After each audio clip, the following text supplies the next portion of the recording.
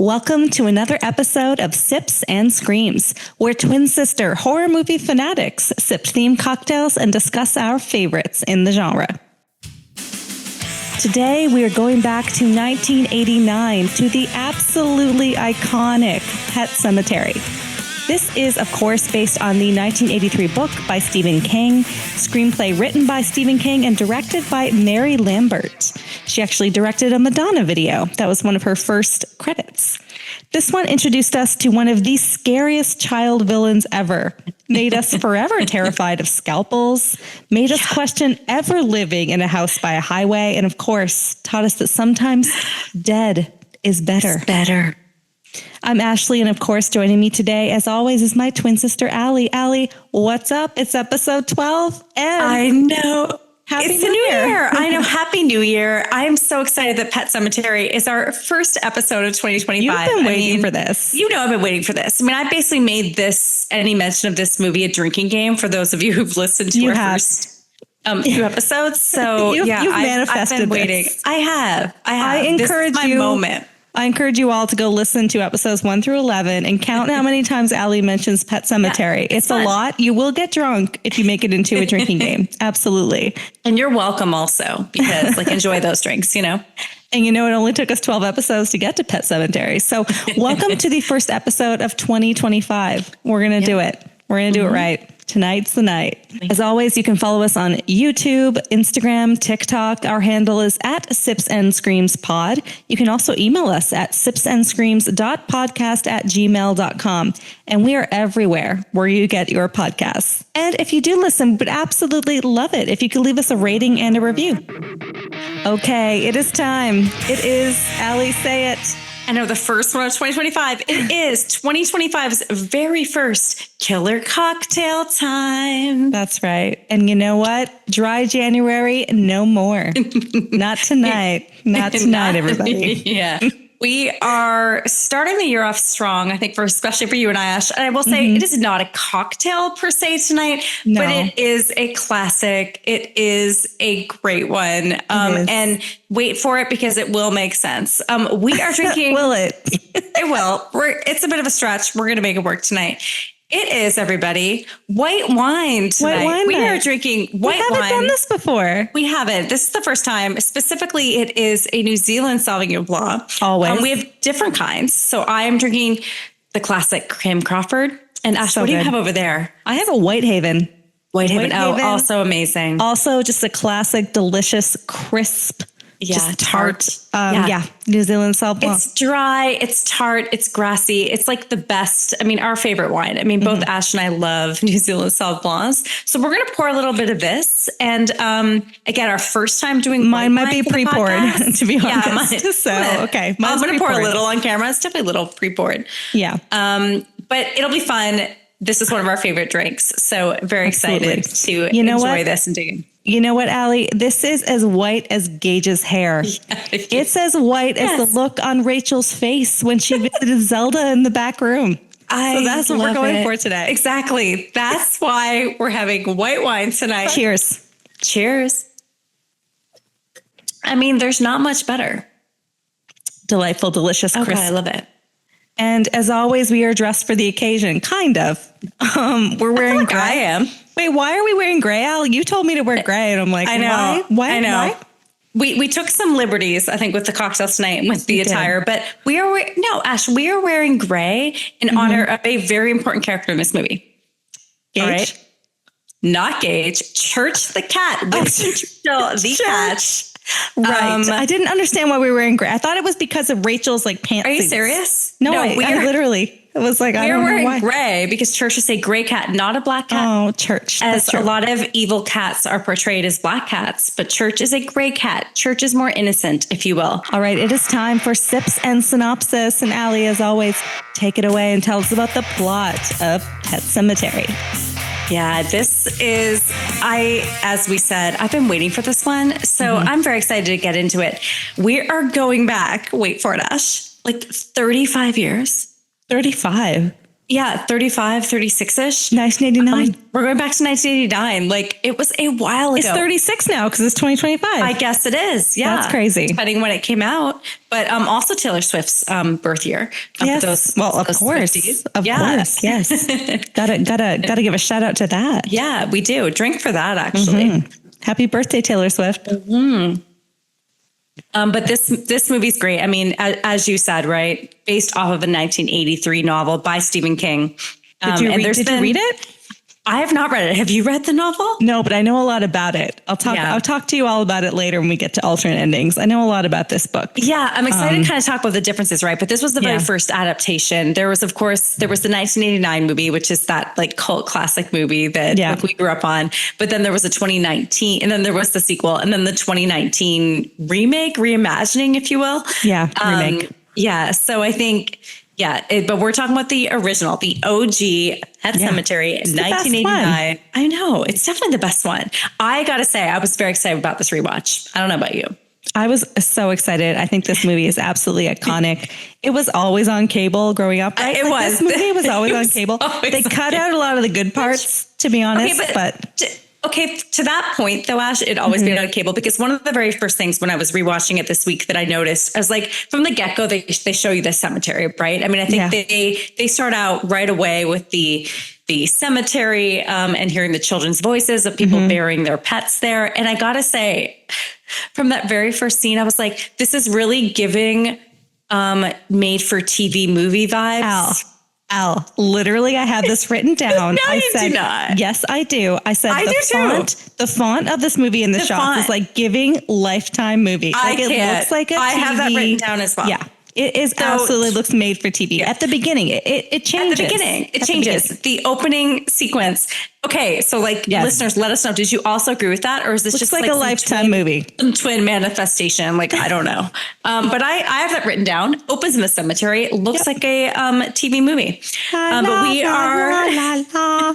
It's like Spot. And it's like the kids like burying their pets. Like, it's very ominous. Very ominous. Wait, are we going to talk about the Pet Cemetery? Because, okay, it's like very morbid. There's pet graves. They have like collars and chains on them. They're like putting the chains on. And there's a lot of pet graves. There's a lot of here lies Smokey. Like, you know, and one of them laughing, but it is kind of funny. No, it's like just funny though. Like some of the things they have on the gravestones, and one of them says, I have to say it is so funny. Okay, this is what it says. One of them says, like, I don't even know if I could do this with this. I didn't even do this deep of a dive. So Ash, please share. Did I pause it and stop it? I'm like, what did they say? Yes, I did. Are you ready?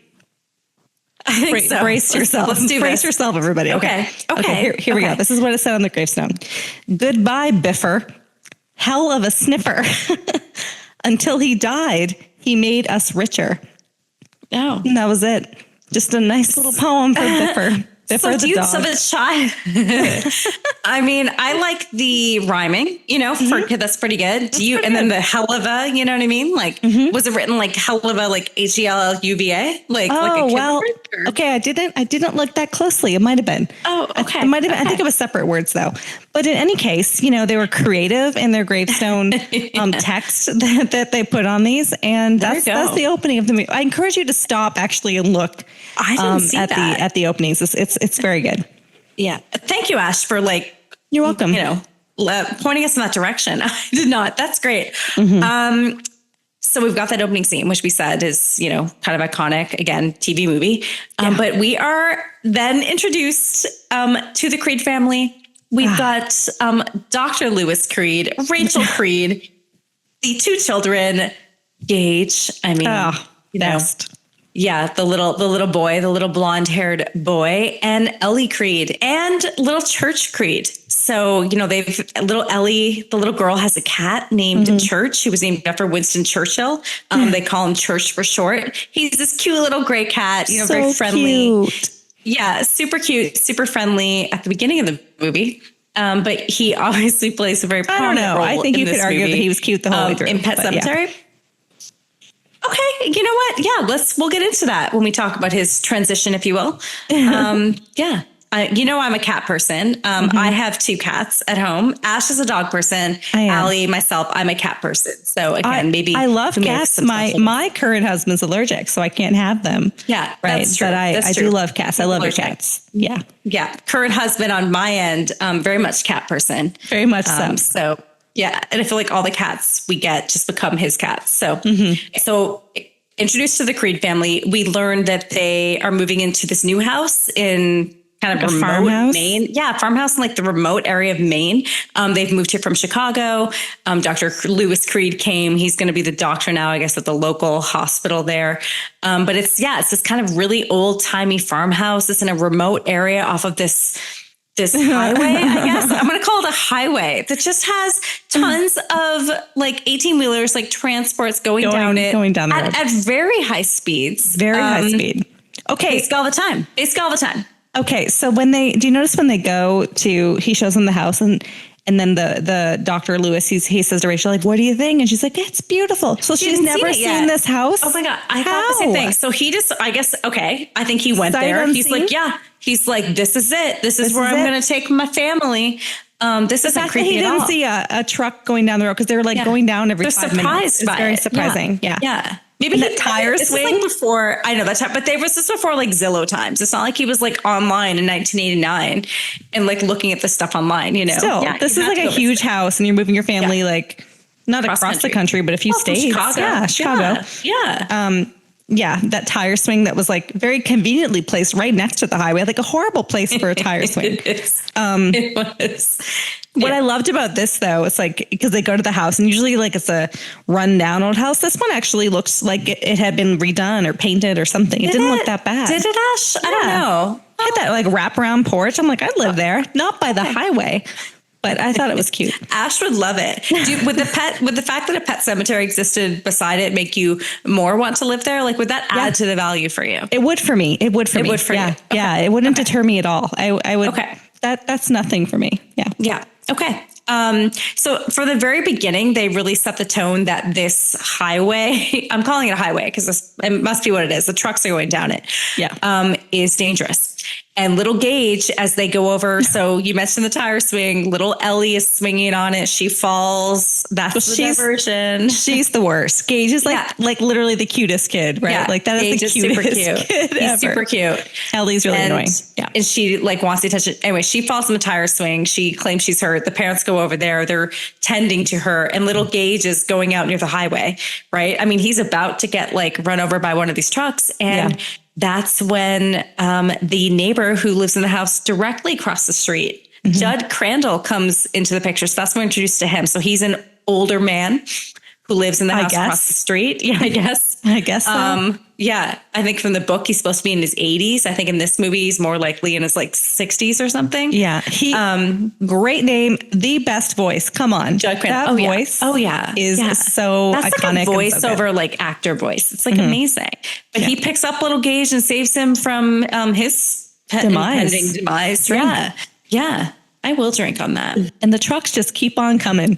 Yeah, they do. And it's very loud. And I got to say, I think what they did with the sound there, with them coming, because you can just really hear it. It's like coming by like really fast and the road is small. I'm like, yeah, that's scary. So I have a question about the budget too. Like it was always that same red truck. So it was just the one truck. They would just turn it around. It would go down there. They turn around. Like, hey, you're coming back around. Like I think was it always the same color? Yes, it was always the red truck. Always that. They only had the budget for that one truck to like go by it. Unless they were all red in the 80s. I feel like they weren't. I feel like there were different colors, especially in the 80s. Not in this movie. Yeah. Well, okay. But, Judd Crandall comes over. He saves little Gage. They're appreciative. They look over on the side. And again, like to your point, Lewis Creed didn't notice this path like beside the house before. And they're like very curious, like, where does that lead? What's this that? Like path besides the house. And he's like, oh, I'll like let you know eventually. So I think, Judd really set that up as the kind of the little carrot, right? Like that they wanted to know more about where that path led to. But he didn't tell them about it on their first day. No, more to come. Yeah, more to come on that. He dangled that carrot, didn't he? He did dangle the carrot on that. So as the Creed family is getting settled in, we learn a few things about the family, right? We learn that they have a housekeeper named Missy who has some stomach pain. Right? Missy who has the stomach pain. I mean, that's what we know about her from the very beginning, right? That's it. And she gave little Ellie some language regarding church, right? That he was so church. Judd Crandall even recommends that the church should get fixed. So he hasn't been neutered yet, but when he gets neutered, he'll be more docile, I guess, and not won't run go out to the road onto those roads. So the plan is, I beg to differ. Having many neutered cats that doesn't stop them at all. No, it does not stop them. Yeah. They'd be intrigued by it, but in any case, church is going to get neutered. Little Ellie isn't too happy about that, but Dr. Lewis Creed is going to take church in to get neutered to try to help with that. But I think we learned from the very beginning of the movie that Judd Crandall and Lewis Creed, they form a pretty tight relationship from the get-go, right? So he goes over there at night. They have beers on Crandall's porch, and we start to learn exactly what that path leading to the house exactly is. And okay, so when Judd invites them over for beer and he hands them that bottle of Budweiser. It was like a bottle of Budweiser. Yeah, Budweiser must have been which was our other choice today, to be fair. But we didn't feel like drinking beer. Yeah, we've done beer a couple times. So we took some liberties and we went with white wine. But yes. But what he says to him, he invites him for beer, hands him a bottle of Budweiser. And he's like, can you use a glass? And then the doctor's like, not at all. And he's like, good for you. Like, I don't understand this. Who cares? Like, that's a sign of like macho. Yeah. Like, if you don't put it in a glass, like that's in the 80s, cool. Yeah, I don't know. Anyway, like, it tastes better in a glass, to be honest. But I'll drink it out of a bottle. I don't care. But yeah, I don't know. I kind of like it out of a bottle. I'm going to go the other way. But I think that Judd Crandall says some very questionable things throughout the movie, and that's just one of the very first ones. Yeah. So, although I would split a 6-pack with Judd on his porch. Yeah, it's kind of fun. Watch the trucks go by. Yeah, I was watching it, and it was like a screened-in porch too, and so I'm like, yeah, I'd enjoy that. I feel like he was in a rocking chair. Like, I'd be into that. So Judd Crandall eventually does take the whole family. It's a little family trip down to Pet Sematary. So they all go. Even Gage and his little baby Bjorn. A baby Bjorn of like the 80s, like a backpack that fits your baby in it. Like, let's go. Come on. Lewis, Gage, the graveyard. You've got Rachel, you've got Ellie, and Judd is just leaving to the graveyard. So they go to kind of the first graveyard, if you will. Yeah. And it's, as we mentioned from the beginning, that's what we saw at the beginning. It's just a bunch of headstones. And in a circle, inner circles is like in concentric circles, like concentric circles. Yeah. And there's a lot of animals buried back there. And, he tells a story. He buried his own dog back there. Was it Spot? What was his name? Spot? Yeah, his dog was Spot. Yeah. What a great dog's name. Yeah. I have a question about when they go there. Ellie, how old is Ellie?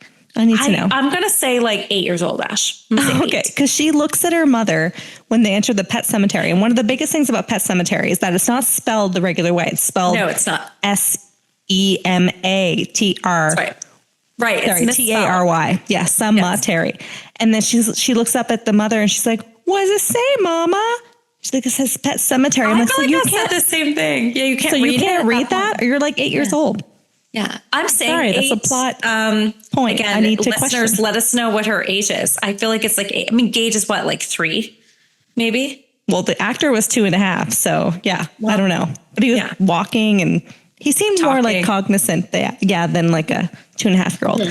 Anyway, Ellie can't read apparently, and asks her mom, and it's spelt wrong because, well, I guess it's supposed to signify that children did it. This is kind of like a childish thing. Didn't know how to spell. Yeah. Mm-hmm. Yeah. But that was the name of the book too. So the spelling in the book. Anyhow, Ellie can't read for some reason. Ellie can't read. Apparently the kids back in the day didn't know how to spell. So that's where we're at. This is 80s children education. They couldn't spell, but they could bury their pets. They could. And they could like sketch little poems on their gravestones. What was his name? Sorry, Beefer. Biff. Biff. Sorry, Biffer. Hell of a sniffer. If you want to be known as something, he was going down as that. Hell of a sniffer. That Biffer.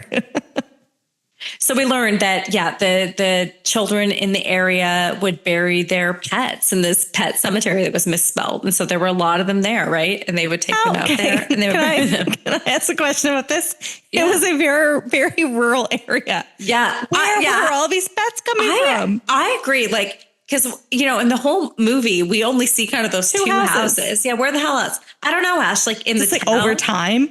Yeah, over to, and they're like, I heard of this pet cemetery, and we're going to go out bury there, him and up we're there. going to drag the animal in Very there, and we're smoky going to up like there. bury him. Yeah, Biffer, apparently. I wonder where Biffer lived.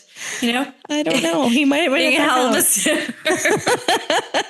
Like, where was he sniffing this much and doing a really good job at it? Okay, so this is the benign pet cemetery, right? We don't learn about the more ominous pet cemetery till a little later, so we'll save that. Yeah. So you know, it's now Dr. Creed's first day of work. And man, does he have a pretty crazy first day of work. Yeah. I think it's like the second he gets there, you know, at the hospital that he's working at. I mean, it's not funny, but there is I don't know why I laugh. That's not funny. Brought in who had just been hit by a truck. So I guess one of those transports, Ash, like one of those. Everyone's just trucks. getting killed by those transports, I guess. Yeah, this whole town, apparently. He did not look both ways. He did not. Went. Apparently just went. And he was like probably like a teenager, early 20s. What did we think? Yeah. Victor Pascal. Teens. Victor Pascal. Yeah. So he comes in. This is like the first person that Dr. Creed treats. He's pretty much already dead by the second he gets in there. I will say none of those doctors were wearing gloves while treating him. No. And I don't even know if Lewis, so was he a surgeon? Like, was he a general? I'm going to say general doctor, maybe like in the ER, Ash. Like, I feel like he was in the ER. But that's the only he didn't look like an ER doctor. That's why it was confusing. It's the only time we see him in the actual hospital or in the emergency room. But I will say, it did seem like he did house calls because he did have a traveling. He sure did. What do we want to? I don't even know what we call that. Traveling bag of bag. goodies. Yeah. That really led to his demise. But well, not his, but other people's. But yeah, so Victor Pascal, very important character in this movie also. Again, not a ton of characters in this movie. Victor Pascal is one of them, though. He's very very important. So, you know, he unfortunately meets his demise. Drink. I mean, he already met it before he even arrived. Fair enough. But he dies right there on the, you know, Dr. Creed's table, and he basically comes back to life and is like warning him, and he's saying things to him that are said like later in the movie, right? So he says that he'll be back. He says that it'll come for him, and he says that it's like Ebenezer Scrooge. He's like, I will come visit you. He's the ghost of Christmas future. Past or future, yeah. Yeah, he is like the ghost of Christmas future. He's the first one to kind of bring up that phrase about a man's heart being stonier. And Dr. Creed doesn't really know what to think of it when like Victor Pascal just dies on the bed there. But we cut to the next night or that night. And so I know this is like one of the best scenes in the movie. So, you know, Rachel and Lewis are in bed sleeping. Dr. Creed wakes up, and who's there at the doorway, Ash? It's the ghost, Victor. He's like, Victor, it's like Scrooge. Pascal. Yeah, I know. It is like Scrooge. That's such a good point. It's totally like Scrooge. With his head's all like half like bloody, and his skull's out. He got damaged by that truck. He's like a ghost. Yeah. Yeah, he's definitely a ghost. He's in the doorway. And so he's like saying like, Doc, like, come on. He's trying to get him to follow him. Come on, Doc. Yeah. And then, you know, Dr. Creed thinks that he's just like dreaming or having a nightmare. He's so he tries to go back to sleep. Like he's scary, but he's not friendly. A bad ghost. Yeah, he's not. He's like a helpful ghost. He's supposed to be a helpful ghost. But then he comes to him again in the bed, and then eventually Dr. Creed goes with him, and Dr. Creed this whole time thinks he's dreaming, right? But Victor takes him out to the pet cemetery, and he warns him to not go past that sort of benign pet cemetery into the other area. And you can see it like glowing, like I know the other side, like don't go here. It's like glowing. Yeah, it is. And he's warning him not to go there. And so, you know, Dr. Creed thinks he's dreaming. He's like, wait, like I need to wake up. I need to wake up. He wakes up, and it's the next morning. But when he wakes up, he thinks it was all just a dream, but then he like pulls the sheets down. Those sheets are soiled. They are soiled. With feet are like sour soil, right? The sour soil. Feet are all dirty. And so what happened that he thought was a dream was apparently real, right? He was definitely in that cemetery, you know, with or without Victor Pascal. That's right. Yeah. He made his way back home and crawled into bed, but the dirt came with him. The dirt came with him. It was all real, everybody. And imagine that happening. Like, that's crazy. And so now it's Thanksgiving. So I do like how the holidays kind of help speed along the movie. Yeah, I agree. So it is Thanksgiving. We learned that Dr. Creed does not get along with Rachel's family. So there's there's a divide there. He does not get along with her dad. So there's a divide. So like, I'm assuming, we don't know what she does. I'm assuming her family's like rich or something because they have like a pretty nice house in Chicago. But he's a doctor. Like, what was the divide here? We never learned. What was the problem? No, I think he's like a loser and he's like a doctor. I don't know. Yeah. Maybe he took their child away. I have no idea. But I completely agree with her. I wrote that down too. We don't know. I guess we should read the book. I haven't read it. And that's the thing. That backstory. I know. Listeners, why do they hate him so much? Yeah. Why do they hate him that much? Yeah. I mean, I hate him after watching the movie. Why do they hate him? They didn't know any of these decisions, right? Okay. So Ellie, Rachel, Gage, they're all off in Chicago for Thanksgiving. And Dr. Creed is hanging out at the farmhouse for Thanksgiving break with church. Busy doctor, just apparently off for the entire Thanksgiving weekend. Off for the holidays, just looking after the cat. So he's hanging out with Church, the cat, and he's hanging out with Judge Crandall. And of course, what happens, I mean, Judge Crandall warned him, right, that those roads were dangerous, that a lot of animals died on them. And he gets a call from Crandall saying that, unfortunately, Church is dead in Crandall's front yard. Well, he says some cat is dead on the front yard. And he's like, it must be I think it's Ellie's cat. I think it's your cat. Yeah. So Lewis, it is sad. Lewis goes over, he confirms it. Yep, that's Church.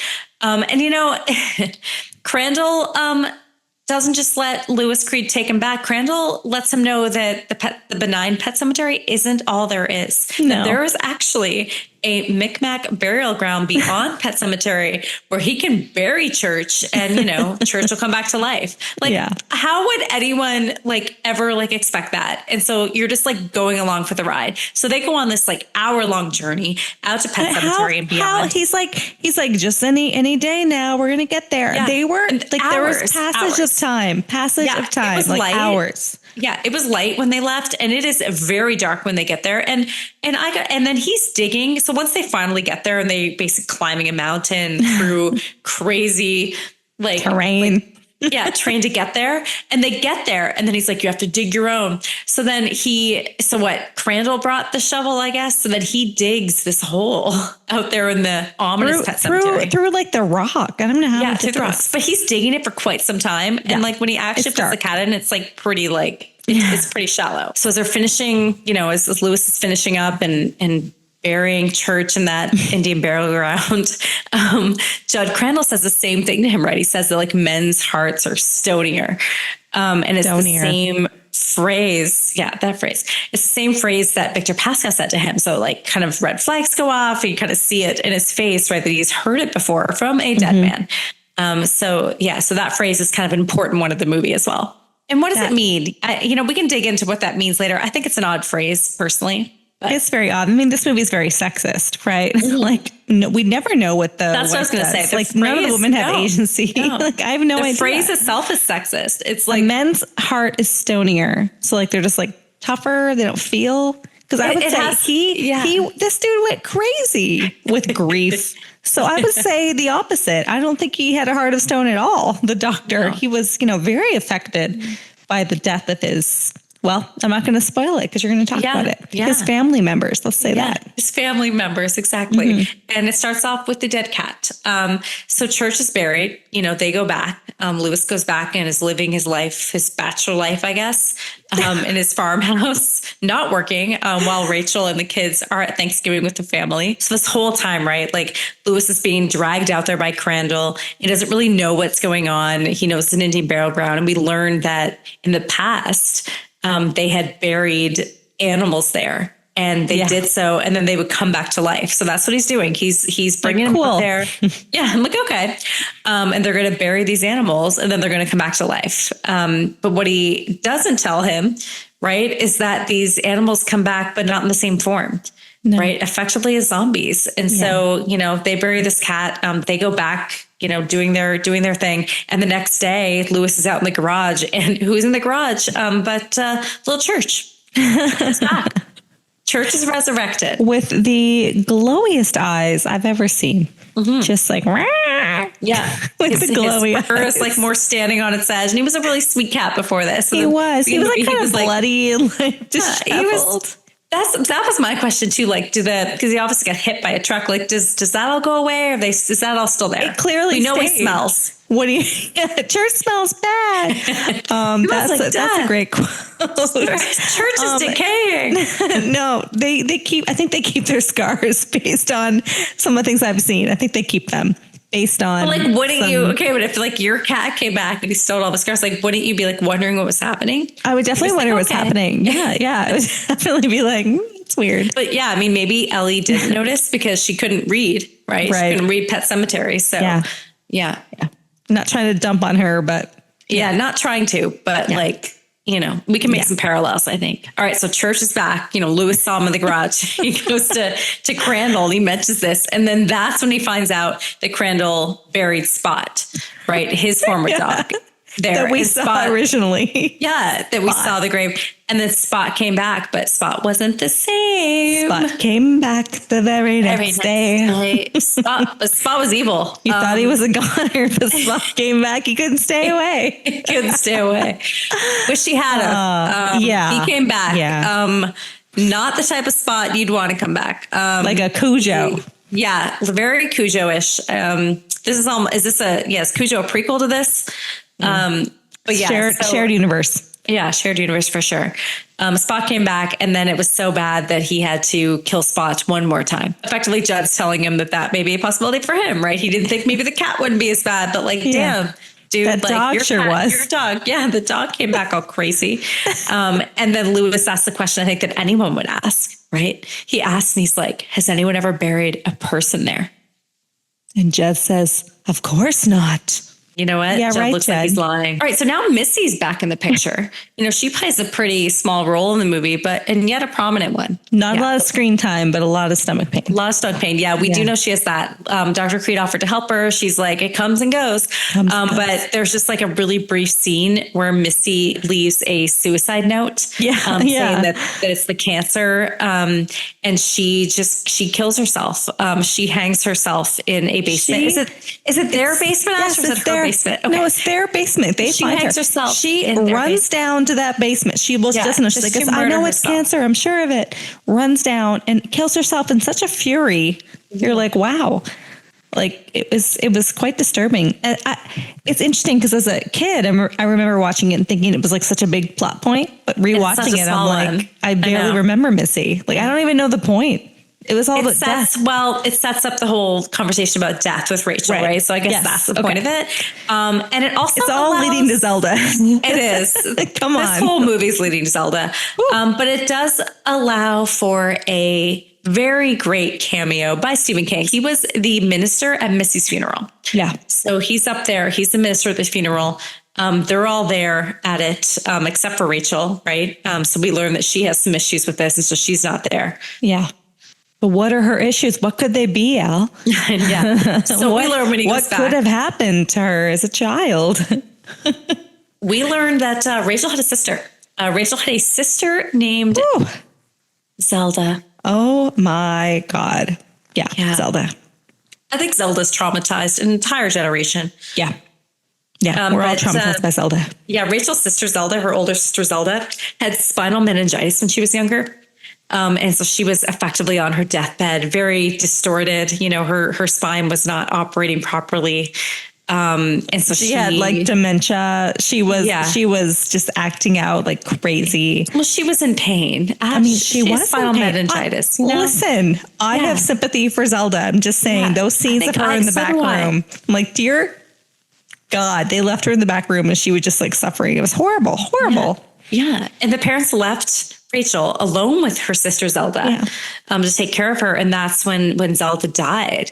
But Rachel tells the story to Lewis that, she effectively wanted Zelda to die because she was scared of her. Yeah. And so Rachel, we learned Rachel has, who was it? Listeners, for real. You're watching, if you think of Pet Sematary, you think of Gage, right? And then Zelda in the back room. She's like, maybe so even scary. more Zelda, honestly. Might be more like, Zelda. Maybe more Zelda. Like I so will scary. never forget that. Like so scary in the back room. And the way it's set up, she's like very isolated back there. But yeah, so we learn, right, that Rachel has issues with death because she dealt with it from a very young age with her older sister dying from spinal meningitis while under her care, effectively. Now we are getting close to that third act. Yes. And unfortunately, someone else is going to meet their demise. No, I don't want it to happen. No one wants it to happen, Ash, but it's going to happen. So, you've got the undead cat church just flopping around. And then we have our family. Chilling, though. He's chilling. Family picnic. Yeah. He's cool. He's not like attacking anyone. You're right. He's chilling in his undead self. Yeah. He's just hanging out, being undead, hanging out. He's chilling. He may not have a heartbeat. But he's got a personality. Yeah. So, we've got the Creed family picnic almost happening in their yard next to the highway with all the transports. We've got Rachel there, Lewis, Ellie, little Gage, Judd Crandall's there. They're just hanging out, having a picnic and flying a kite. They're flying a kite. It's a very, beautiful afternoon. Starts out that way. What time of year was this? This is Maine. What time of year was this supposed to be? Well, it's after Thanksgiving. You're right. Wait, that's such a good point. So it's got makes no sense. December. Yeah, Thanksgiving's like end of November. Or has Christmas gone and now it's spring? Yeah, maybe it was just spring. I'm going to say it's now spring. It's a beautiful spring summer day. They skipped over Christmas. They did. They skipped over, all of that. Yeah. So let's say it's spring, Ash. They're having a nice little day. Out there flying a kite. Judd's there, hanging out. Yeah, he's like part of the family now. He's part of the family. So, so Lewis is flying a kite, and of course, the kids want to get in on that, and so he lets Gage get in on that, and they're all just laughing, like he's flying the kite. Yay! And then they all get distracted, and in doing so, Gage drops that kite. It goes kind of tumbling closer and closer to the highway. That's right. So what would any little kid do? Chase it, right? He's going to chase that kite towards the highway. So he's getting closer and closer to that highway, and they don't realize it until it's very close to too late. They see it, and then I think Crandall sees it first. That red truck is barreling down. Yeah, it's a red kite and a red truck barreling down. We see the driver. He's barreling down. Very ominous scene. Gage is getting closer and closer to that highway. The truck is getting closer and closer to Gage. Lewis is running as fast as he can towards him, but unfortunately, he does not make it. No. Rachel's like, Gage, get the baby. Get the baby. He's not get the baby. No. And Gage meets his demise. Ugh, on that highway. Yeah. Drink to that. To Gage. To Gage. We see you're cheering for him at this point. That quickly changes. You're sad that Gage is gone at this point. Yeah. The innocence, you're sad about that. So now it's the aftermath of Gage's death, and we are at Gage's funeral. Rachel's family's there. You've got the little coffin in the front. Oh God. Rachel's father punches Lewis out at the funeral. So much happens in this scene. A lot happens. They were like, I knew something like this would happen. Maybe that's why he didn't like him. He knew that he was going to be the reason why Gage died. Yeah, I guess so. Maybe he really didn't. Maybe he saw the highway where they were going to move, and he was like, "That's dangerous." That's dangerous. So maybe he foresaw that. Yeah, I don't know. It wasn't like he was like a deadbeat dad with no job. Like I knew this was going to happen. Like he was a responsible adult. So I really need to know this backstory. But yeah, that was a really sad, apparently they didn't want to. Stephen King, if you're listening. Yeah, they didn't want, people kind of revolted against showing the child funeral. Yeah. But Stephen King was like, no, this is really important. So they kept it in.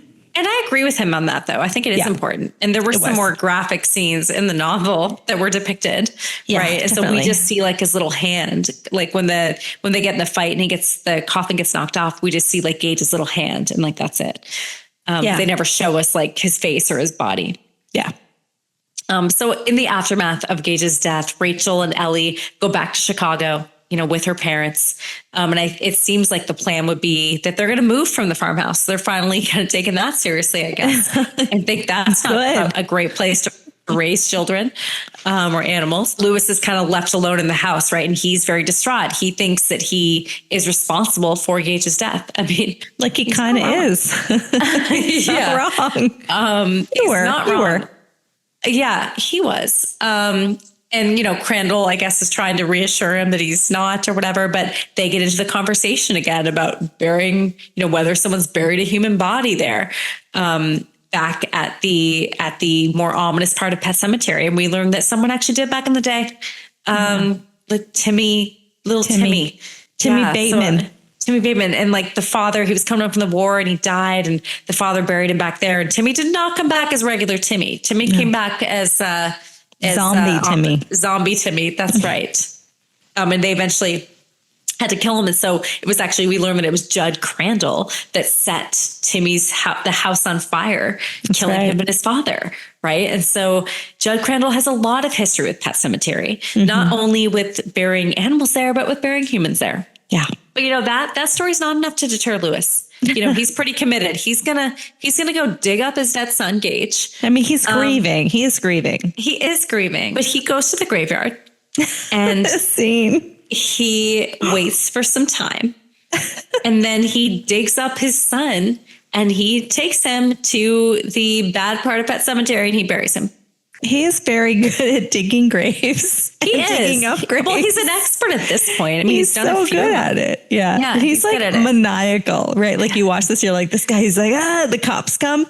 And he's like, and he hides from them and he gets back up and he's like, they didn't see me. This guy's like certifiable. But honestly, he should have been in construction. He's like really good at digging Well, he was graves. a doctor. Maybe he was a surgeon, Ash. I don't know. Maybe there was some sort of... That's all I know. Well, so it was his vocation. It was his calling, if you will. I think it was his calling. And so he buries little Gage in that bad part of the Pet Sematary. Meanwhile, we're seeing from, Rachel Ellie's side in Chicago that Ellie's almost like psychic. She's having dreams about this. Ellie's having dreams about her father, like doing something bad, doing something wrong. And she's telling Rachel about it. So her mom, and I will give it that, right? When she says that to her mom and she says all this and they call and they can't get a hold of Louis, Rachel she's smart about it. She's like, I'm going there. She's just accepting it, right? So the parents flies there. She does, but the parents are like, he's a man. He's probably just out for a chicken dinner. Chicken dinner. So like, is that what a chicken dinner? Yeah. He went out maybe for a chicken in dinner. 1989, Ash. Maybe that was like a fried chicken dinner. Like, is that what you do when you're grieving? I thought that was rural strange. Maine. Yeah. Rural Maine. You go out for like Kentucky Fried Chicken. I don't know. That's very strange. Maybe you do. I don't know. But yeah. Rachel's on her way home. Yeah. Rachel's on her way home and not alone. She's got, and this is an interesting take that the movie took. Victor Pascow's helping her out. So we now have ghost Victor Pascow who's helping out Rachel. So he's kind of guiding her as she's going home. She can't see him. It seems like ideas are almost getting put in her head. Right. Yeah, ideas are put in her head and that's sort of directing what she does, with how she gets there and everything. And there's kind of all these forces that are preventing her to get there. So, Louis buries Gage, goes back and just goes to sleep. So he's like, my job is done. I'm going to go go to sleep now. I'm going to go sleep now. He's going to come back. I'm not going to worry about what's going to happen. Nighty night. He sleeps. Yeah, nighty night. He sleeps through everything. He sleeps through everything that happens in this final act. Oh, yeah. Yeah. So, of course, Gage comes back. He gets his little hand and he digs himself out of that little grave. He goes home. Louis is fast asleep in his bedroom. Little Gage comes in. You hear the little voice. He just comes in through the door. He's like, his feet are all dirty. He's just making his way through the house. Little 2.5-year-old Gage. Yeah. He's smart. He knows where he's going. Zombie. He knows what he's doing, Ash, because he goes directly to the bedroom. Mm-hmm. He goes into that medicine bag, if you will, and he knows exactly what he's grabbing. He takes the scalpel. The most iconic, other than like Freddy Krueger's fingers and maybe like Michael Myers knife. The scalpel. That's it. Gage's scalpel. This is it. It is one of the most iconic murder weapons in horror. Yeah. Mm-hmm. So he takes a little scalpel. I mean, and when you think about it, right? Like, because he's little. And so it's little boy. Him, it's like a knife. Yeah. Yeah. I feel like the proportions of that scalpel to his little hand and body are the same as Michael Myers and the butcher knife. You know That's a really good point. Yes. Yeah. That's a really good point. So he takes it. He doesn't stay in the Creed house. He goes next door. So, you know what? He makes it across that highway just fine. He does. Yeah. Yeah. Yeah. No problem. No problem. It seems like he has some vengeance towards Judge Crandall. Yeah. So he goes in that house. We don't see what he's wearing, but I will comment on this when we talk about that. Because what he's wearing. My God. Dear God. I have some behind the scenes knowledge on that. Yeah. It's really good. So, he has this little voice and he's calling up for Crandall. Obviously Crandall hears him. He's always laughing and playing. And he goes in, he's like, is that you? He knows. He knows. He's the one that told Creed to do it, effectively. Mm-hmm. He was at the funeral. This dude knows. Yeah. He knows. Is that you, Gage? But he also game. Yes. Right. Gage does want to play a game. He wants to hide and seek. He does. Crandall gets up there into the bedroom. He's looking for him, but he's prepared. He grabs a knife or something, right? He grabs something. He sees a little ball roll. He knows what he's doing, but then, that scene. So he goes back to the bed. He bends down.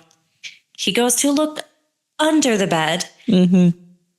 And we just see this little hand with this little scalpel just get the back of his ankle. Get that Achilles tendon. And it just into that Achilles. Slices through the Achilles tendon. And did you notice when Crandall's going up the steps and everything, they zoom in a lot on his ankles, his bare ankles, might I add. He has no socks on. I think he's barefoot, right? Yeah, they're foreshadowing.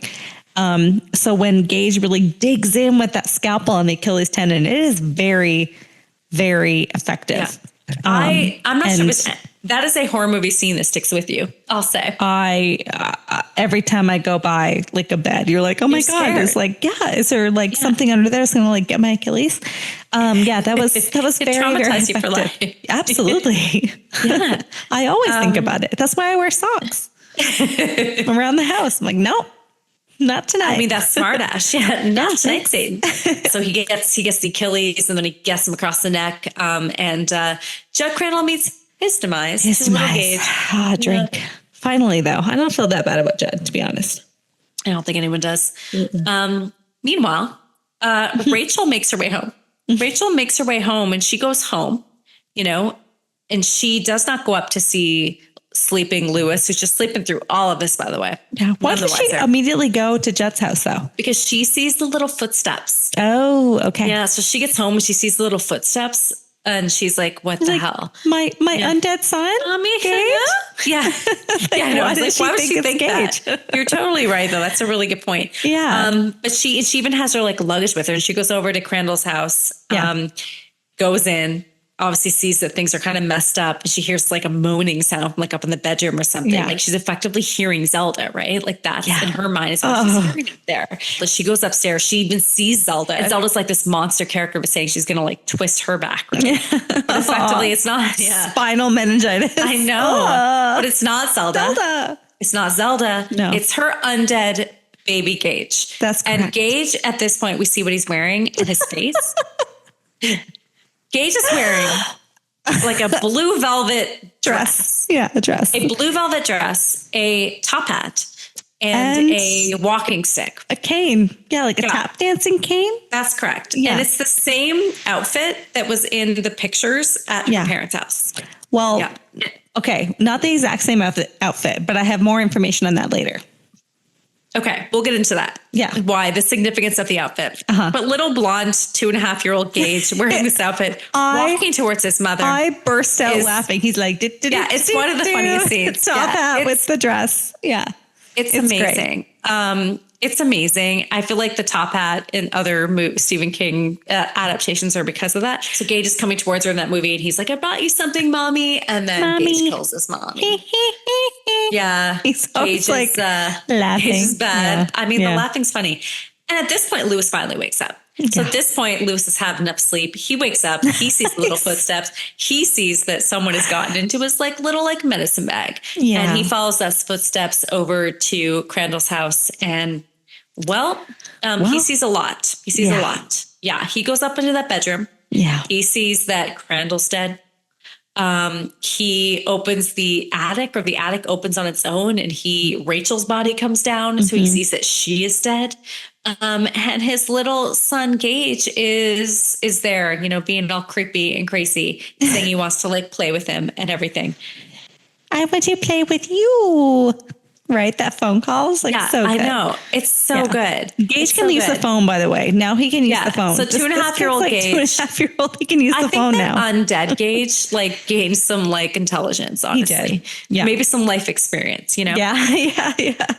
He knew how to use a scalpel. He did.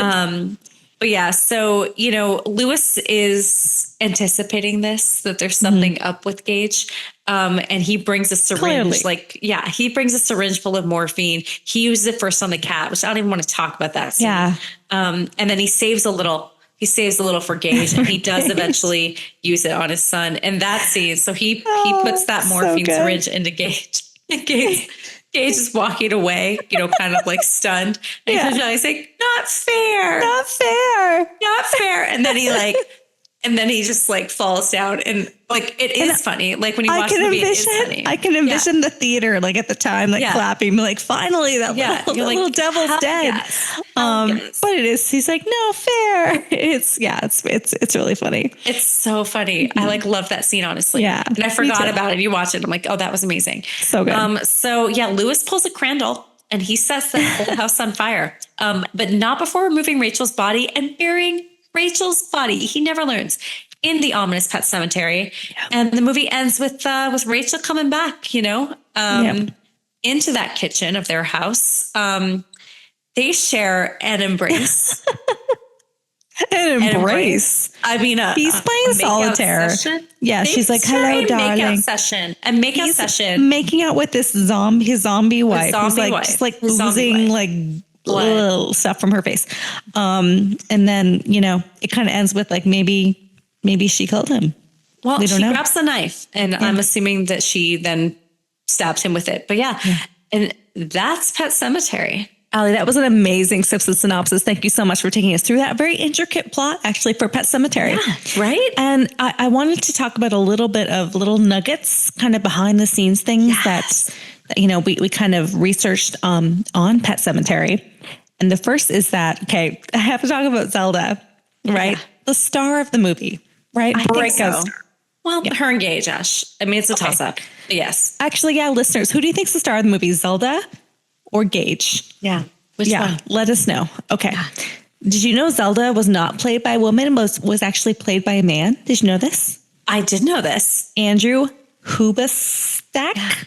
And why? I can't pronounce it. No, but do you know why? Tag him in the movie. I don't know why. I knew that, but I don't know why. No. So apparently, the director, Mary Lambert, thought that a teenage girl would not be scary enough for audiences, and they needed an experienced actor, which I guess they chose. Couldn't be a woman. Why couldn't it be a woman? It definitely could have been a woman. They chose a man. But I don't know. I was scared. I mean, we all were very scared as a child. So I thought that was actually a really good choice. Zelda was terrifying. In being stuck in that room. You could picture yourself there. Amazing choice, honestly. Oh, I know. And how many, we all have had nightmares about Zelda, right? It's spinal meningitis. Just the disease in general. You hear the word meningitis and I immediately think of Pet Sematary. And I always thought, okay, so that's the first little nugget. The second is that, I have to go back to the Pet Sematary graveyard. Okay. Did you know that it was inspired by true events? No, I did not know this. Stephen King. Okay, I'm kind of kidding a little bit here. But Stephen King's cat Smucky, it was called, was actually killed on the highway outside their home. And so if you, that happens. If you look at the Pet Sematary gravestones at the beginning, one of the gravestones does say Smucky. Oh, it does? Oh, and honoring of his cat. Like honoring his I love cat. that. Yeah. And it's also mentioned in the novel, apparently. The third is that the theme song was written by the Ramones.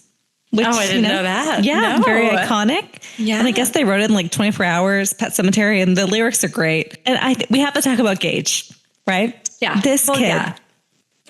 I love this Miko. Kid.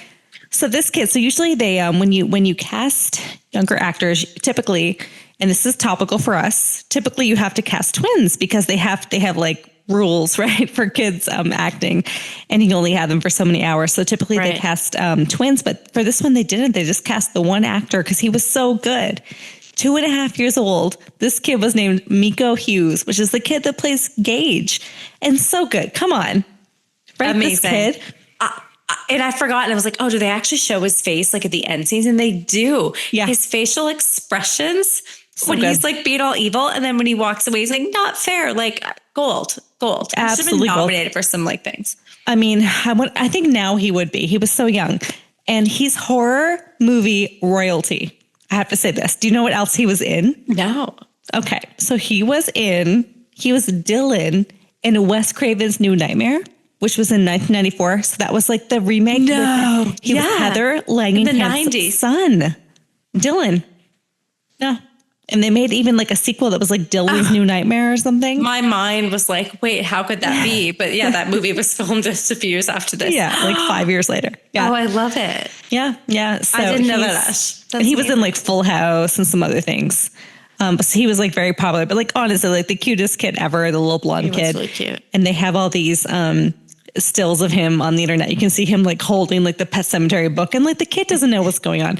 And some of the really scary scenes, Mary Lambert actually, like the blood scenes and stuff, like was like, well, no, we don't want to traumatize this poor little 2.5-year-old kid.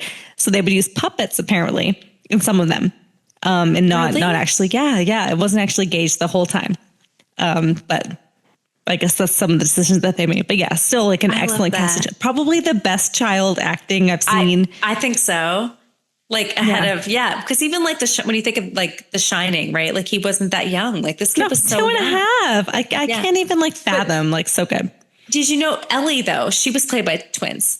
Yes, Ellie was. Yeah. So I thought that was interesting, but she was older. She had more scenes in it. But like, who cares about Ellie? Like, to be honest, sorry. Well, does anyone care about unless Ellie? It's the 2019 version, I guess. Yes. But not the 1989 version. I completely agree. But yeah. So I have something else. I want to mitigate your concerns about the cat. I really need to do this because you mentioned. Please do. You know I'm a cat the person. Morphine. I know. I don't even like talking about the cat death in this. I know. Two deaths. Sorry, the cat dies twice, and I don't like talking about it. Okay, so when Lewis comes back over with the needle, right? He's going to like take the morphine and kill Church.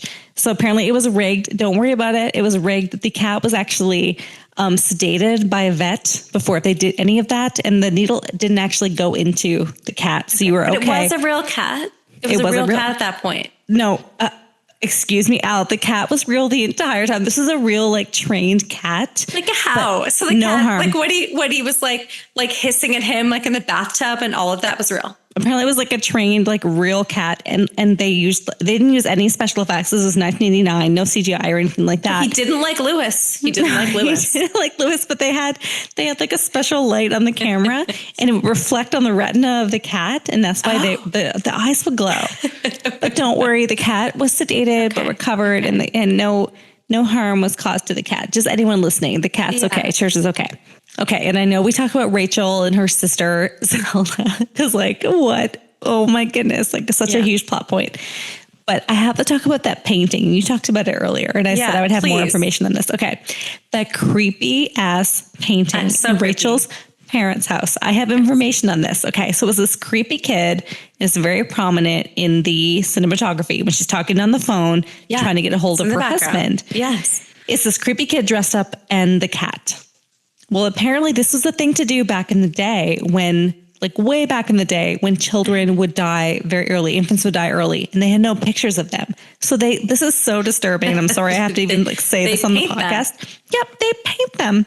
So they would dress them up in these like ridiculous costumes and paint them. When they were dead? Like rigor mortis, I guess. Yeah. Oh my God. Yeah. And that's what this painting was supposed to represent. And they made it special for the movie. But this is the kicker. If you look at the painting, what this child is actually wearing, it's like this like little girl with like a dead cat or something. Or the cat's actually alive. I think the girl's I didn't supposed notice to be there was dead. a cat in it actually. Yeah. There's a cat. Rewatch this. Oh God.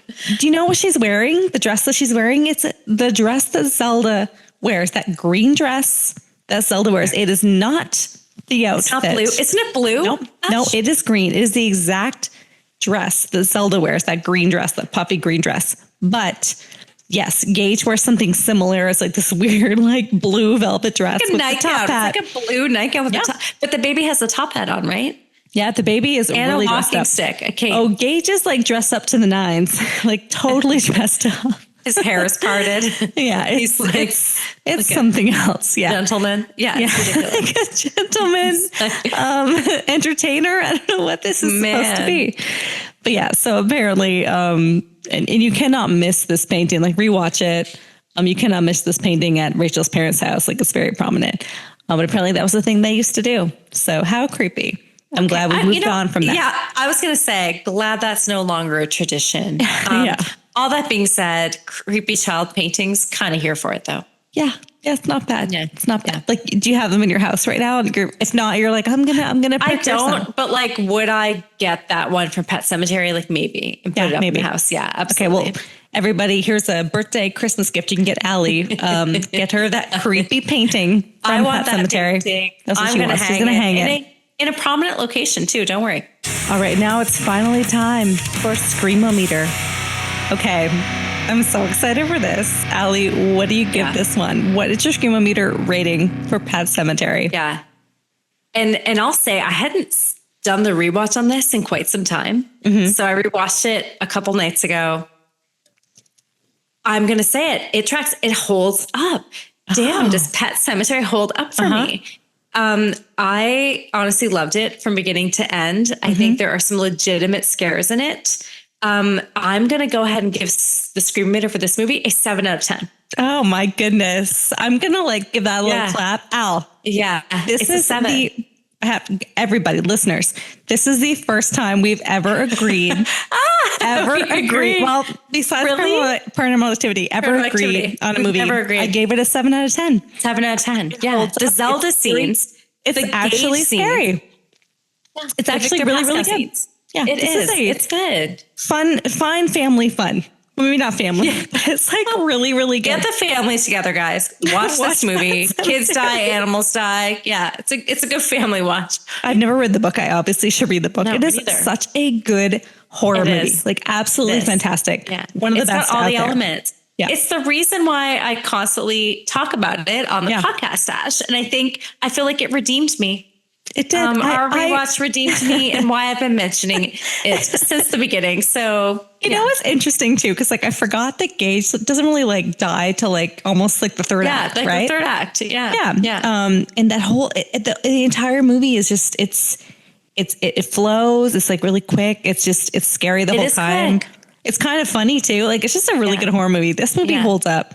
And I think the Rotten Tomatoes is 50% or something. I'm that's ridiculous. That's ludicrous. Mm-hmm. This movie is scary. It's very, very good. It's a 7 out of 10. It's a cult classic, right? And I think it was made for it's just a classic. It made 55 million back in 1989. It was a hit when it came out and they weren't necessarily expecting that.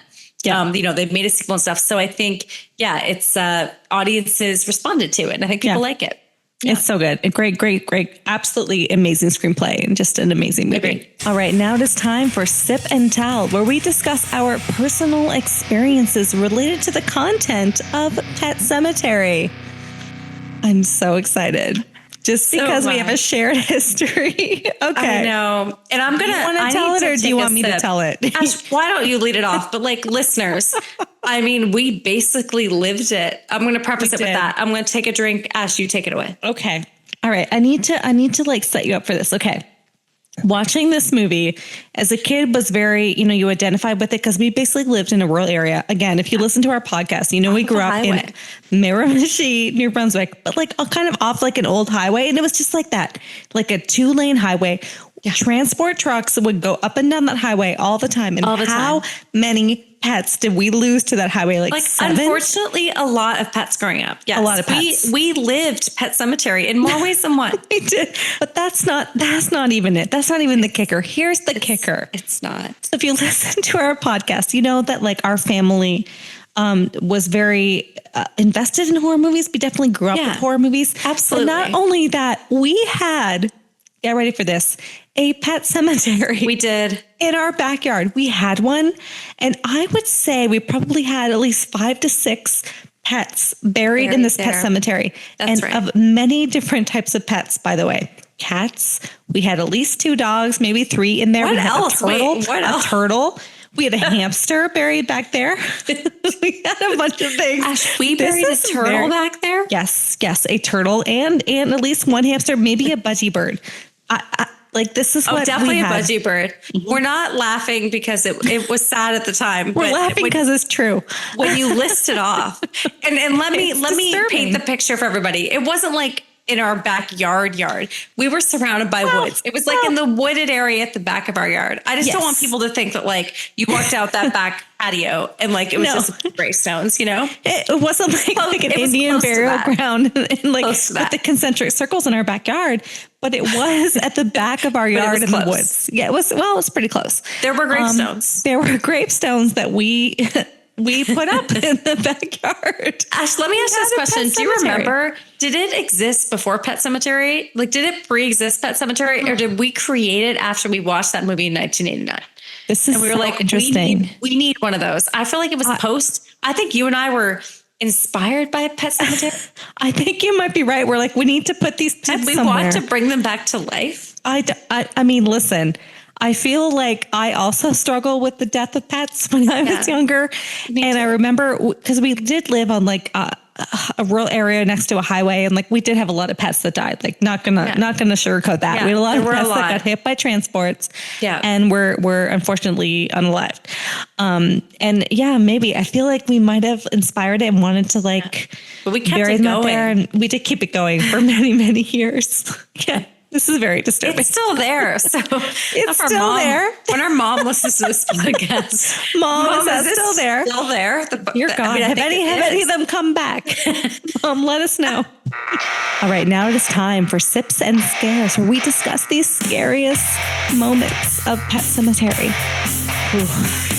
Yeah. And we gave this a 7 out of 10. So there are some. Yeah. So give me your top ones. Yeah, number 1 for me. This is probably going to come as a surprise. It is. Yeah. My number 1 is, I think, different. When I think of this movie, my number 1 scare is, I know exactly what it was even before I watched it. Again, it is Victor Pascow. Not the first time he sees him in bed, but the second time. He sees him in bed and he goes back to sleep a second time when his face is next to him at the head of the bed. And he's like, Doc, like, let's go. That was like terrifying to me. Yes. That is the number 1 scare in this movie for me. Okay. I have that as a scare. I do not have that as my number 1. That's not your number 1. Okay. That's not my number 1. Is Zelda your number 1? I mean, that's the obvious Clearly, one. Okay. Zelda's the obvious one. Okay. But which Zelda? My number 1 Zelda is when Rachel is coming back into the house and she sees the ghost Zelda in the room and Zelda is freaking out. And it's like, I'm going to twist your spine like mine. And like that whole thing. I'm sorry. Nightmare fuel. That is nightmare fuel and absolutely terrifying for me. Everyone was scared of her. Yes, Zelda scarred a lot of us for life. Yeah. And we saw her at a young age. So we're talking a big portion of our lives have been scarred by Zelda and spinal meningitis. Yes. Absolutely. You learn what spinal meningitis was. You're like, goddamn. Don't want to get that. Then the second for me was, obviously the Achilles tendon knife. Gage it was scare for you. Okay. It's scary in terms of, I talked about this before. You're always kind of like looking when you go past a bed. Right. Like if someone's going to come out with a scalpel and clip my Achilles tendon, that is scary. So that stays with you. So for me, that is iconic. Pet Cemetery. That's what everybody thinks of. That and Zelda. And apparently, the kid that Gage got run over. Yeah. Yeah. But like him getting run over by the transport is like what sticks with me. Him running out there. Yeah. Yeah. And I thought too, when he wakes up, when the father, Lewis, wakes up with the mud on his feet, because that really inspired a lot of other movies. I thought that was scary. I thought that was so good. It was good. It was good. Okay, we are moving on to cliches and ripoffs. So what ripped off Pet Sematary, and what did it rip off? And what are the cliches? What do we have? Everything. Okay, everything. Okay, tell me more. Okay. Many things ripped off Pet Sematary. I will start with a few. The one I will say, Quiet Place. Mm-hmm. Did you notice this one? I did. When Dr. Creed is running towards Gage as he's about to meet his demise with that transport, and he's like running really fast towards it. That very first scene in Quiet Place when John Krasinski's character is running towards his child before the monsters come in and get him. It was very, very similar. And I didn't notice that. And I watched and rewatched. I'm like, oh, it's like almost the exact same scene. I mean, it had to be inspired by it. That is so good. That's so clever. And just like, as soon as you mentioned it, I was like, oh, yeah. But yes, exactly, you're right. Yeah, I didn't have it written down, but when you mentioned it, yes, absolutely. Yes. Sixth Sense. Yeah, obviously. The thing, we talked about that in our Sixth Sense episode, right? Mm-hmm. I've mentioned Pet Sematary like a few times. Like, and to be fair, I think Pet Sematary maybe not necessarily ripped off, but was inspired by, I mean, what part? So like explain what part you mean it ripped off. So Victor Pascal, right, being like hit in the head and his whole side of his face was effectively gone. The scene where Cole is awakened at night to all the ghosts and he has that little boy. He's like, I'm going to show you where my dad keeps his gun. And he turns around and it's like his whole half of his head is like taken away. I mentioned that in the Sixth Sense episode. I was like, that really reminded me of Pet Sematary. Yeah. And I think Pet Sematary, to be fair, to give other movies credit, I think they definitely ripped off the Black Christmas scene when Rachel's body comes down from the attic, right? Yes. That's the exact same scene as in Black Christmas with the house mom or whatever. Yeah. At the house, the exact same thing. Yeah. And I have a weird one. Oh my goodness. Weird, like, but I want to know if you might get this one. Oh my God. Tell me. Okay. So Gage's death. All right, set in that scene. So, you've got little Gage, little 2.5-year-old blonde Gage running towards the highway. You've got the truck driver in that transport speeding towards him. And now they really kind of, I want to see you get it. Now to know Christmas episode? Now to know Christmas episode. Oh my God, where they were, I remember this. Yeah, and it keeps going through, like he wasn't drinking during it, but it keeps going to like the transport guy and the kids. So, and it's like the exact same, right? As now to know. So now Beverly Hills 90210 in the 90s. Definitely ripped off Pet Sematary. That scene, yes. Okay, you just had to set up that scene, and I immediately was like, 90210. I knew you'd get it. Yeah, absolutely. So there you go. Yeah. So I 100% agree with all of your ripoffs there. I do think that, so the Sixth Sense one, we talked about it before in one of our episodes. I think I'm going to go out on a limb here and say that I think Pet Sematary did it better. They get better, like, because it was all like, there was no special effects. I hear you. Makeup. No, it was better. I agree on that, actually. Yeah. They didn't use, there was, I agree. And I actually think the cinematography in Pet Sematary was done really well. It was so good. The sound, everything was creepy. They did a good job. So good. Okay, I have a couple. Okay, the children singing at the beginning, like la la la la, like Freddy Krueger. La. Yeah, Nightmare on Elm Street. Yeah, Nightmare on Elm Street. 100% Nightmare on Elm Street. I definitely rip off in the movie. And I can't believe you didn't mention this. Come on. Okay. What are you talking about? The number one ripoff of Pet Sematary, Little Gage, is Chucky. He is Chucky. Okay. Yes. Yeah, Chucky came out. Chucky's the doll that is Gage. Yes. Chucky came out. And the scar on his feet. In 1988. Right, little Chucky running around. Gage. But he was also the Shining character too. He was dressed the same. We talked about that. Definitely. Yeah. Little Teddy Ruxpin or whatever he was supposed to be. But this came out. Not Teddy Ruxpin. That was like a teddy bear. No, he was like the spy kid. What do you mean? No, No, he was like good. He was like an actual, what was it? It wasn't Teddy Ruxpin. But are you kidding me? The Teddy Ruxpin little doll looked exactly like Chucky. It was like a weird thing when we were kids. No, it wasn't Teddy Ruxpin. It was Teddy Ruxpin. No, it wasn't. It wasn't. It was like the good guy. Correct me. It wasn't. Correct me. Well, Teddy it wasn't Ruxpin. like a real... Like the TV character was something else. The real life version was Teddy Ruxpin or whatever it was. Teddy Ruxpin. Yes, it was. Teddy Ruxpin was an actual teddy bear. You're thinking of like my buddy, my buddy and me. No. My buddy. Teddy Ruxpin was a teddy bear. Oh, you're thinking of my buddy. My buddy and me. Okay, maybe I am.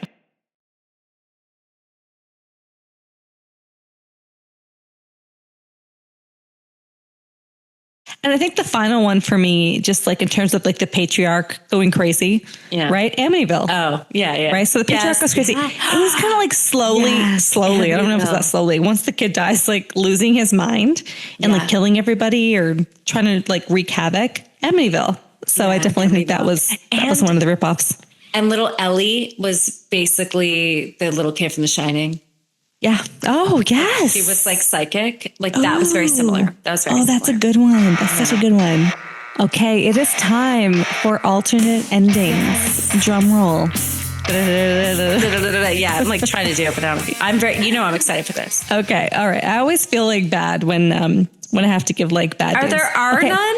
No, there are bad news and good news here. There's bad news and good news here. So I'd like to tell you about it. So here's the thing. For the actual 1989 movie, there were no alternate endings. So what I would like to talk about is how the movie differed from the book, because Stephen King wrote the screenplay. So I'd like to talk about how it differs from the book. And it's very subtle, but I actually think it's important. So here are the differences. So it differs slightly. The theatrical version in 1989 differs slightly from the book. So in the book, Lewis, the good doctor or whatever, buries the wife, and then he goes home and plays solitaire, right? On the kitchen table. So in the actual book, he plays it at the kitchen table. He's not like on the floor up against the fridge. No. In the book, his back is towards the door. Then he hears Rachel coming, like open the door. Hears her like walking across, her like gravelly voice. Her dirty hand, I should say, touches his shoulder, and she's like, "Darling." And then it just ends. Right. That is the book. So I love it though. The reader is left their own imagination being like, oh my God, like what happened? Right. No makeout session. Happened. Yeah, you can imagine. I could have done without the makeout session though. Everyone could have done without that. I think we all could have. He stuck his tongue down his dead zombie wife's throat with the ooze and the blood and everything like coming out of her. Yeah. So he hadn't seen her in a couple weeks. Okay. Come on. Okay. I'm sorry. I don't care how much you left. I agree. It's disturbing as hell. Would you make out with your spouse if they came back undead and we're all like oozy and goozy with the blood and the guts and everything? Like, would you find that attractive? And you're like, and not only it was like a passionate, like make out session, right? It was passionate. Would you do that? It was surprisingly passionate. She was into it too. She was into it too. Yeah. There was tongue. It was a thing. There was tongue. So the undead can like be into it too. Like they can be into it. Well, I think she was doing it for like, it was like motivation to like kill him. But anyway, so there wasn't like an alternate ending per se, but it was different from the book. Yeah, dead is better. But what I wanted to talk about a little bit was the remake, because the remake. And if you haven't watched the 2019 remake, stop here because this is spoilers. But the remake does have alternate endings, and I wanted to just quickly address that. So in the remake, they like changed some things up. One is like a dog; it's not a cat that dies. And then number two, the big prevailing plot point is that Gage doesn't die. Yeah. Gage doesn't die. Yeah. Ellie dies. Ellie dies. Yeah. So I guess Ellie is dead, and like she stabs Rachel and drags her to the cemetery at the end, but Lewis is still alive. So there's two endings here. Number one is that the first is that Ellie kills Lewis in the graveyard. They're arguing about burying Rachel, and he kills her. And so she buries them both, and then it cuts to Gage in the car. So I guess Lewis had like stored Gage in there to like protect him. And it cuts to the car, and Gage is in there. It's the same like kind of like cute blonde kid. And the undead family is walking towards him with a gas can. And then he looks terrified. He looks terrified. And then Lewis comes over and like opens the door, and he's undead clearly. and it ends. And then the other one from 2019, I really like this one too. And it's more similar, I think, to the original. They only bury Rachel. And she's basically buried alive, by the way. Like Ellie carries her out because she stabs her and they're like dragging her. She's still alive. Yet. No. And they're arguing, Lewis and Ellie. Ellie's dead. Lewis is alive. They're arguing about what's going to happen. And I guess they get her in the grave. And Lewis finally succumbs to the fact that like, yeah, like, you're going to be okay. We're going to bring you back. Very disturbing. And then Lewis and Ellie go back to the house. Lewis gets Gage, who's alive, out of the car, brings him into the house. And then it's the same as the original. So Rachel comes back, says darling to him with her hand on his shoulder. And then Church comes over. And it's a nice little family portrait. The family half dead, half alive.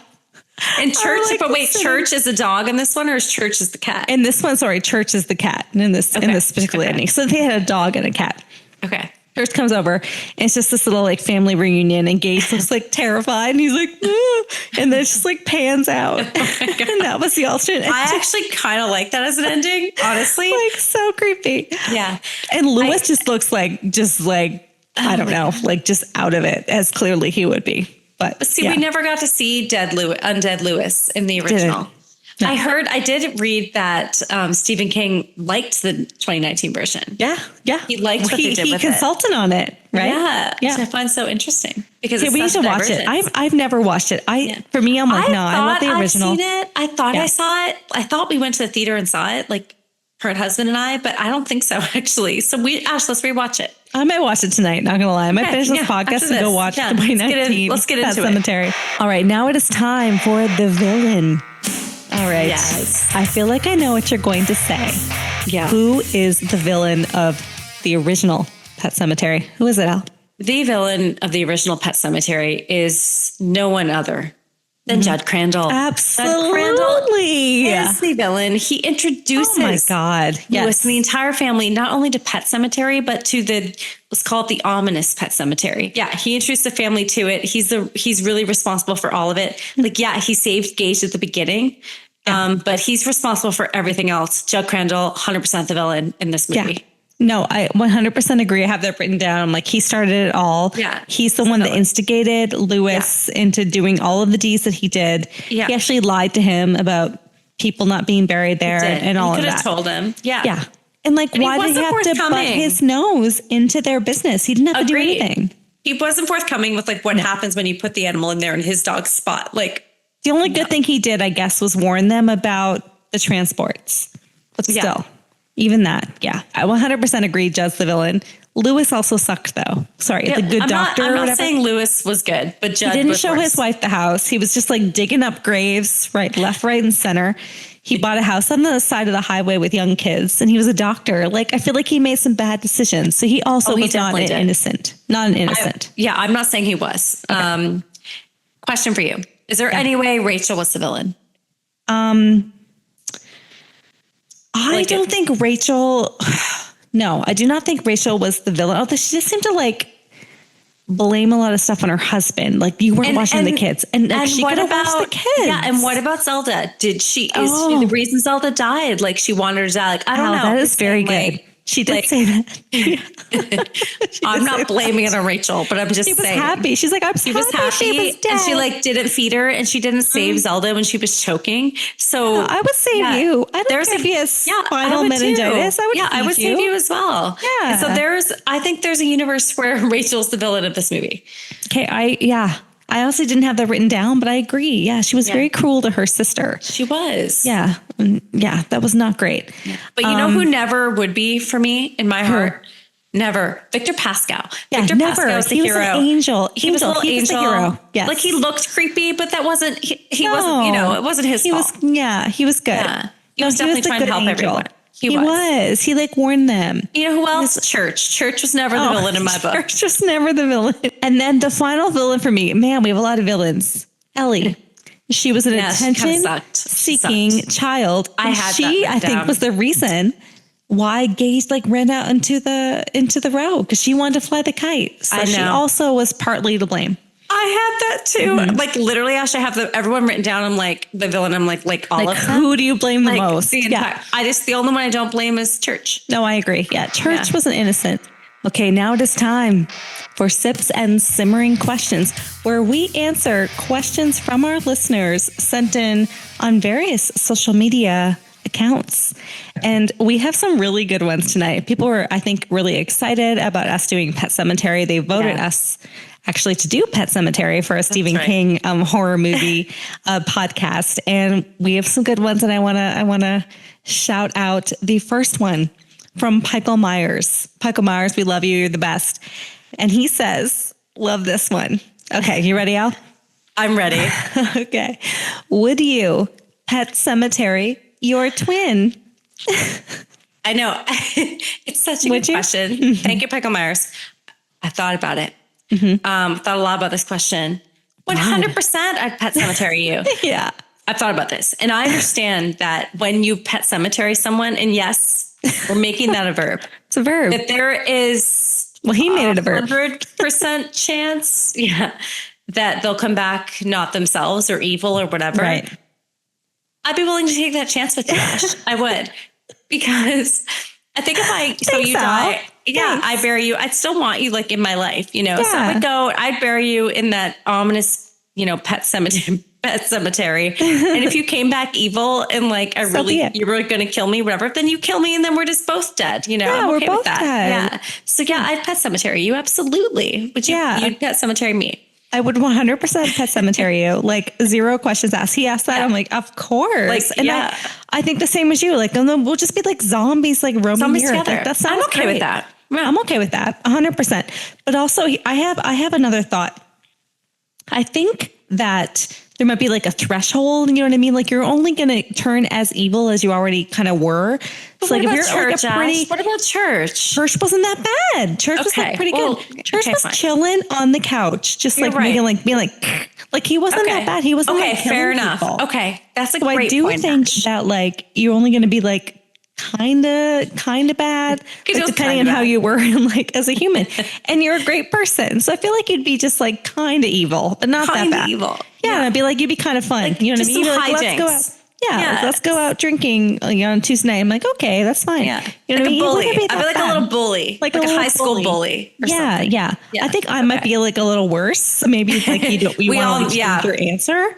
I think you would be a little worse than me, but that's okay. Yeah, I'd still be willing to take that risk, Ash. Yeah, I'm like same, like totally willing. I think it'd be fun. I think it'd be like a good time. And we'd be immortal. So like absolutely. Turn things up a notch. Oh, yeah. Michael Myers, 100% without question. I'd carry her up that like, 5 miles and like very much bring those shovels with you. Yeah. But yeah, Michael Myers, thank you for that question. Happy to answer that. That was actually an easy one. All right. Number 2, this is from DF Curtis Roy from Instagram. Why would the good doctor, by the way, quotation marks, take his wife up to the burial ground after what happened with Gage? Why would he do it? What was his motivation? What do you think, Al? Yeah, I mean, I don't think he had motivation. I think he had nothing left to lose at that point. Yes. When you've killed your whole family, effectively, he didn't give a bleep about Ellie. Let's just say that. No, not at all. Yeah. But I think he had nothing left to lose. And judging by that final scene, when they had that passionate kiss in the kitchen, I think he loved his wife deeply. And I think he was willing to love her in an undead form. I'm going to take this a step further. I think he did it because he saw what Gage did to Judd and his wife. And he's like, well, yeah, the wife's just going to kill me. And then I'll become undead. And we will roam the earth as zombies. That's what I think actually his motivation was. And Ellie be damned. Ellie be damned. We'll kill her too. When she arrives home, we'll pretend to be normal and we'll kill her too and bury her in that cemetery. I think you're probably right on that. I don't think it was just the fact that he wanted to make out with his undead wife. I don't either. Yeah. I think he wanted to join her. But she didn't know about the burial ground, right? So do you think that zombie Rachel was going to go bury him? Because what do you mean? They knew about it. Banking on that. Rachel 100%. Didn't know. Rachel did not know about they crawl their way. When they're zombies, they crawl their way. Fine. up through the ground, and now they know. You can't unknow what you know. How do they know? Oh, so they know what you know. Like dead what do you mean? Getting dragged out there. If you crawled out of your grave as a zombie and you wouldn't remember your way back, you would. You would. And so he knew she got out of she was going to kill him. Saying, you're putting a lot of faith in undead wife. All right? I am. Yeah. Okay. Yeah, like the zombie bride. Like 100%. She was going to like go bury him up there and they were going to live happily ever after as a zombie family. All right. I think that is the only conclusion to Pet Sematary, to be honest. I think that was it. That should be the sequel. do you have Curtis Roy? Thank you so much for that question. And I hope you agree, but please let us know if you have other thoughts. All right, it is time for Sips and Sequels. And we've spent quite a bit of time talking about the remakes and things like that. I did want to just touch on the fact that there was a forgettable sequel in 1992. And it was bad. Called Pet Sematary 2. Like, did you watch it? Did we watch it? I definitely watched it, yeah. And I reminded myself because I was, definitely on TV. But it was bad. I mean, it 21% on Rotten Tomatoes. Like, just bad. Not good. And a completely different story. I mean, they took it a completely different direction with like the sheriff and like the bully and stuff. I mean, the sequel I want to see is exactly what we talked about. We just talked about. I want to see undead Rachel and undead Lewis and undead Gage. Well, Gage is if a question I have for you: if you rebury an undead person, do they come back even like evil? Extra more evil? Like how much more evil could Gage get? Like let's take that. Let's test it. If they take That's a good point. Are they like extra evil? Or even just dead? Because I'm here for that. I want that sequel. Extra evil. Okay. Yeah. Pet Sematary, you don't even know. extra evil. Extra creepy. Give me crazy, even crazier Gage. Come on. I want that. We all want that. Oh, we all want that. Okay. Let's take Chuck Crandall to the Pet Sematary too. Let's see what happens there. Let's roll those dice, shall we? It's like if you think of like multiplicity, it's like the copy of the copy, but like we're going the opposite direction. We're saying like evil or more evil, or like the substance. Like, do you get even worse? Do you get even like creepier or even worse? Like, I just need to know. More grotesque each time you're buried. Yeah.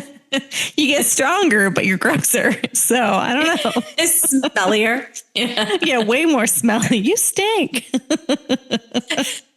Only undead people could be around you at that point. You know what I mean? So